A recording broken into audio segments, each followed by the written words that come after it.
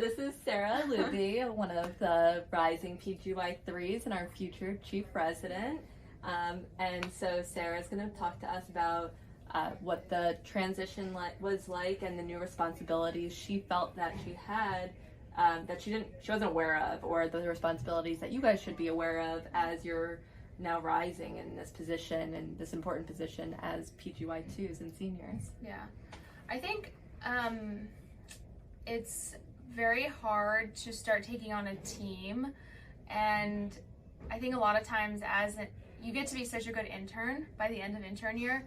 You know what to do, you know what your roles are, and then when you rise into second year, your role is really different. And sometimes we almost just assume that the new interns know what we knew at the end of intern year. So I think a big thing is like communicating with your interns and delegating, right? Because like you're going to be having all these new responsibilities, and it's really important to tell your interns like your thought process, what you're thinking, and what you need done, because a lot of times they probably don't know. Most interns know that they have to do the note, right? Like that's it. That like they know that you have to do a note, but there's so much more that goes into that. So like if you want them to like follow up with a family member, like making sure you communicate that rather than just at the end of the day being like, oh, why didn't you do this? Make sure you communicate those things, because a lot of times they just really don't know.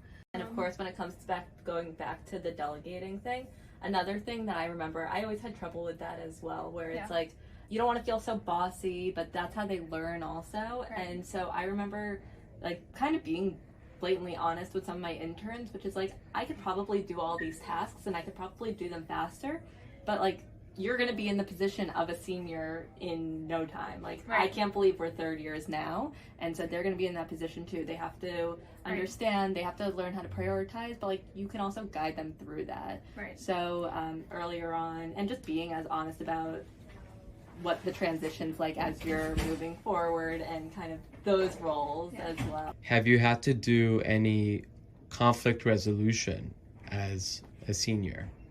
And because I feel like that does actually come up as a senior, that's not something that comes up often as an intern. What has your experience been, and do you have any advice?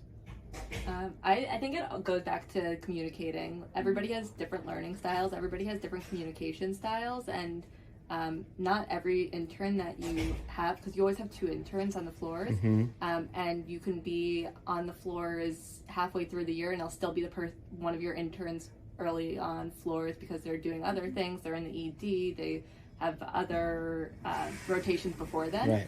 So really meeting them where they're at and not expecting your intern to be at the level of other interns, and never compare either of your interns. Like they're all separate people, they all learn different ways, and so really just keeping them separate people. They can each help each other in different ways, and you guys are a team, but making sure that you individualize the process is really important. How was your day one as a PGY2? How did it go?